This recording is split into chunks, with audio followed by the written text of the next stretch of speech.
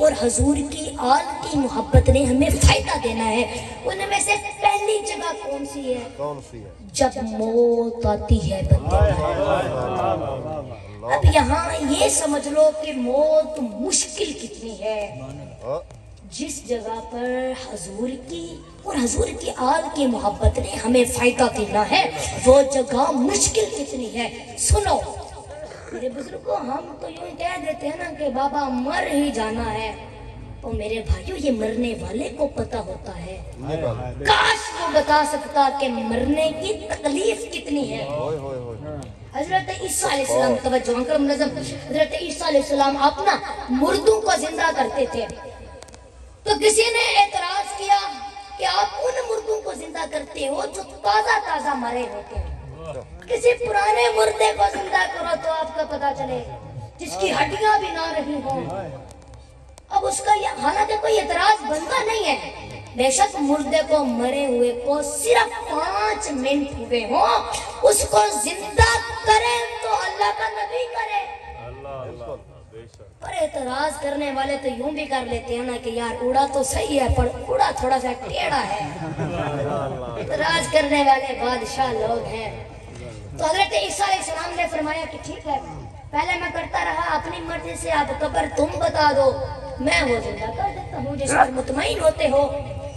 तो वो ना आपको एक कब्र पर ले आए। तो हजरत ईसा अलैहिस्सलाम कब्र पर खड़े हैं। तो आपने फरमाया ये कब्र है साम बिन नूह की। साम बिन नूह की। हजरत नूह अलैहिस्सलाम के 4 बेटे थे ना, साम, हाम, याफ्त और केनान। तो आपने फरमाया ये कब्र है साम बिन नूह की और जिंदा होगा, जिंदा होगा। हजरत ईसा अलैहिस्सलाम ने दुआ की, अल्लाह पाक ने उसे जिंदा किया। अच्छा, अब वो जगह आ गई है जो मैं आपको बताने वाला था। जब वो जिंदा हुए ना, अंकल मुनज़्ज़म, उनके बाल ना सफेद थे। तो उनसे पूछा गया कि जब आप फोत हुए थे उस वक्त तो लोगों के बाल सफेद होते ही नहीं थे। मेरे भाइयों, ये ना बाल सफेद होने अब शुरू हुए, पहले लोगों के बाल काले ही रहते थे, सफेद नहीं होते थे। तो उनसे पूछा गया ये आपके बाल सफेद क्यों हैं? हालांकि जब आप फोत हुए थे तब तो लोगों के बाल काले ही रहते थे। तो उन्होंने जवाब दिया, तो जगह आ गई है, तवज्जो फरमाओ। उन्होंने जवाब दिया कि जब मुझ पर मौत आई ना तो मुझे ऐसे लगा कि जैसे क़यामत आ गई हो। उसी खौफ से सफेद हो गए हैं, उसी खौफ से सफेद हो गए हैं। अब यहाँ से अंदाजा लगाया जा सकता है कि मौत मुश्किल कितनी है। तो जब सारी बातें कर ली तो हजरत ईसा अलैहिस्सलाम ने फरमाया अब आपकी कोई ख्वाहिश, अल्लाह के नबी थे, आपने पूछ लिया अब आपकी कोई ख्वाहिश। तो वो कहते हैं ख्वाहिश सिर्फ एक है, ख्वाहिश सिर्फ एक है। आपने फरमाया क्या?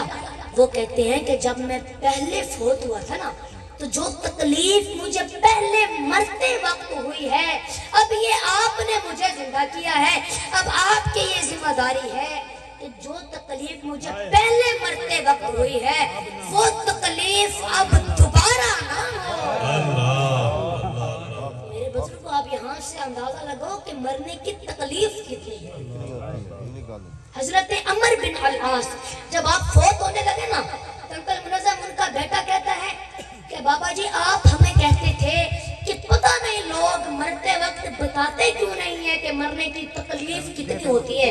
अब ये आप पर वक्त आया हुआ है और बताते जाओ कि मरने की तकलीफ कितनी है। तो हजरत अमर बिन अलास फरमाते हैं कि बेटा मुझे ऐसे लगता है कि जो मदीने का रिदवा पहाड़ है ना, किसी ने वो मेरे कंधों पर रख दिया हो, इतनी तकलीफ महसूस होती है।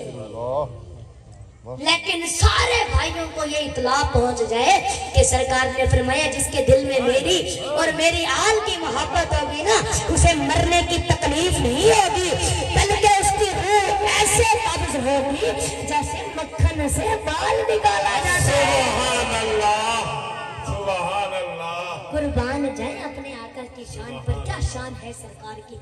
अच्छा, अब दूसरी जगह तवज्जो फरमाओ, सरकार ने फरमाया दूसरी जगह जहाँ पर सरकार की और सरकार की आल ने, सरकार की आल की मोहब्बत ने हमें फायदा देना है। अब वो दूसरी जगह कौन सी है? सरकार ने फरमाया जिसके दिल में मेरी और मेरी आल की हुब होगी, मोहब्बत होगी, उस पर ना कब्र के सवालात आसान कर दिए जाएंगे।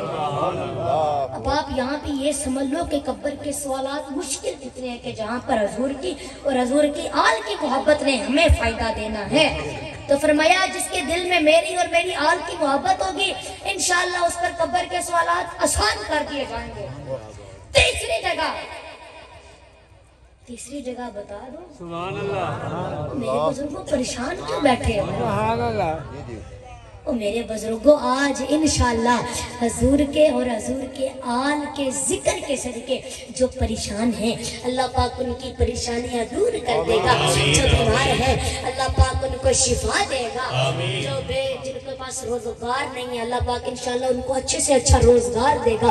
जो बे औलाद है अल्लाह पाक उनको नेक औलाद देगा। जो परेशान